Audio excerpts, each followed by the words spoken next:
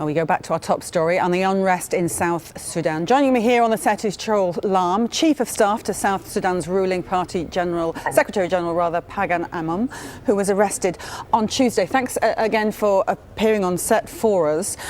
We are hearing quite a lot of stories. The Sudanese army apparently is trying to retake Bor in Jonglei state, and we're also hearing that aircraft trying to evacuate people are being hit. You're also hearing for your people on the ground the latest.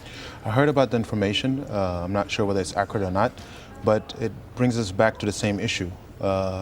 Is it supposed to be solved? Is the problem in South Sudan supposed to be solved militarily? I don't believe so. It needs to be solved through dialogue and through negotiation and through releasing the politicians who are in detention, including Mama Rebecca, to come to the table, and also ask Dr. Riak to come to the table and let's discuss this and try and resolve the issue before it escalates to what it is now. It does appear to be escalating.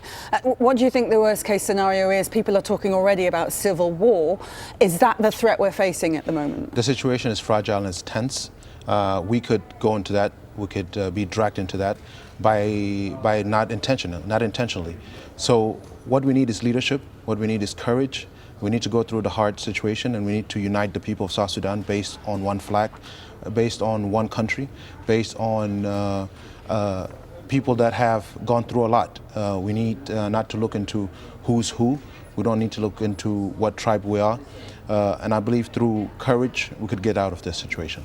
At the moment, I believe the former Vice President Riek Machar is in hiding.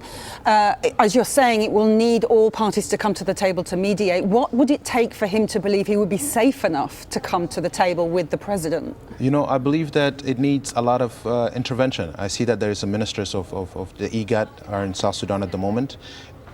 We need presidents. We need people to come and talk to President Salva and to assure Riek that nothing will happen to him.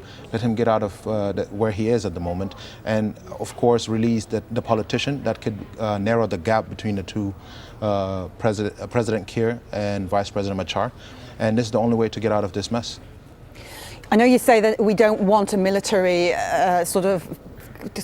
to happen here. We want it to be a political means to solve this problem, this issue. But we are seeing commanders defect to the armed groups. Is that the fear, that more and more will defect and it will just start to escalate in that way? We need unity among our people. People of South Sudan has suffered a lot, and we all know about this. We've been through civil war.